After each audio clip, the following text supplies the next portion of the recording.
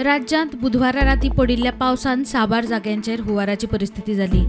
माजोड्ड्या दर्यावेळेर उदकाची पातळी वाडिल्ल्यान शेकांनी उदक भरलें। बेरेस्तारा सकाळच्यान वातावरण दमट आसा।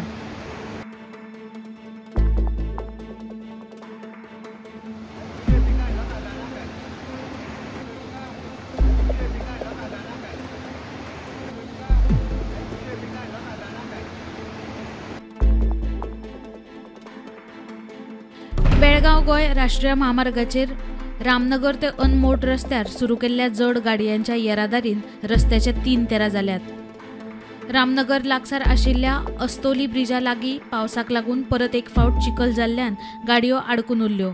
देखून बुधवारा रस्तो येरादारी खातीर बंद केलो। मात संबंधीत अधिकाऱ्यांनी ह्या प्रकरणाची दखल घेवंक नाशिल्ल्यान लोक फुर्योज।